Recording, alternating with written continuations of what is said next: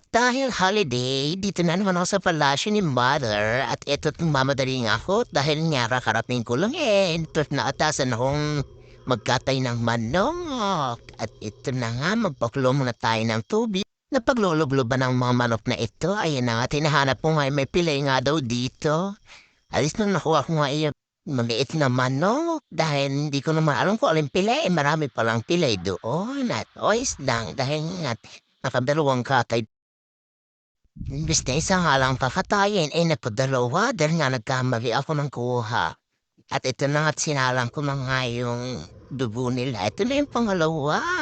Tatamad-tanga. Kala siguro, kakasya daw yung isang manok at napakalit pa nga.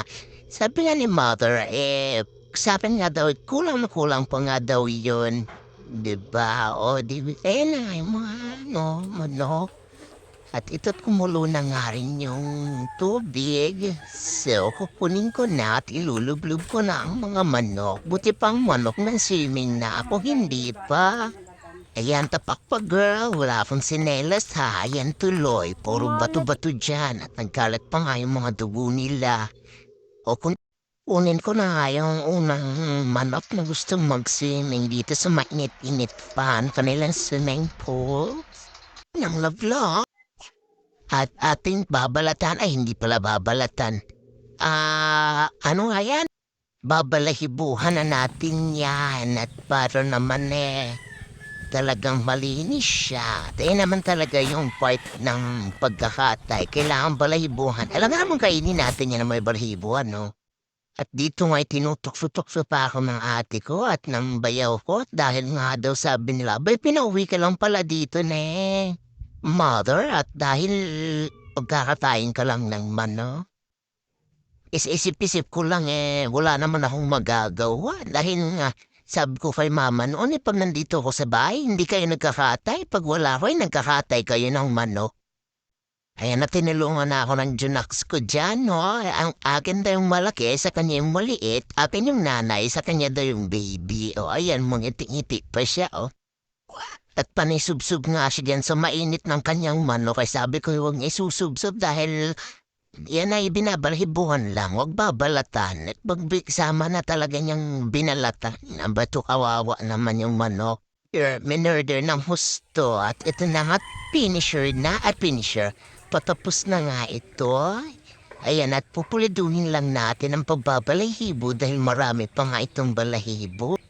At naunahan ko pa nga yung aking Junax dyan na magbalahibo kahit mas marami yung aking manok.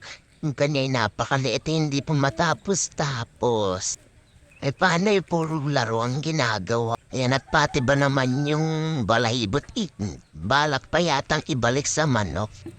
Ito na nga, pupuliduhin na natin to at mamaya susurubin at may susurubin ba yan? Dito yan kami sa kabukiran. Dito kasi nagpatayo talaga ng palasyo si Mother. Ito na nga susurubin ba yan? Hindi ko malam. Ano bang ano dyan? Basta yan, susunugin para maalis-alis yung mga iba-iba pang mga natirang mga balahibo niyan. At yan ka pa. Ito na nga tihiwain ko na yan. Siyempre tatadtarin ko yan. Alangan namang lutuin namin yan ng ganyan. Yung mga kinain niya na nasa loob pa.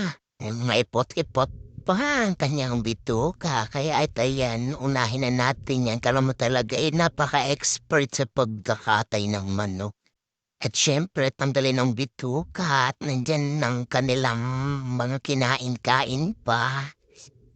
Ito, akala mo talaga napaka-expert. Aba, may pagganyang kaating ha? Natadtarin pa nga natin yan ng husto. Para nung magkasya sa amin 10 pamilya. Char, hindi pala 10. Mga 1 dosena. Char, ha? Ayan. Nito na yung pangalawang manok at tanggalin na rin natin ang lamang loob niyan. Dito'y patapos na rin naman niya. Nasubsub pa ang aking cellphone kaya ayun lumabo ang camera at nabasa. Pero pagtsagaan na yan. At patapos na rin naman kaya pagtsagaan na. Iburo dugo-dugo pa ang kamay ko pa hindi ko rin malinis yung cellphone na yan. Pre, isama ang paa, sayang, lamang tiyanding yan. Wait lang, balatan at para naman malinis. Di natin alam kung saan yan tinapak, no, char? At isama na rin natin ang atay at balon-balunan dahil naman talagang masarap yan. Hindi ko na sinama yung bituka dahil ay nakakatamad maglinis ng bituka. Ay tinanggal ko na nga ang laman ng balon-balunan at baka maisama ko pa sabihin hindi ako expert. Char, hindi naman talaga expert. Eto tapos na at hugasan na natin yan. Dito rin yung ate ko sa gripo namin dahil nga inaasikaso niya rin yung pantinda niya mamay. At hanggang dito na nga lang po. Bye!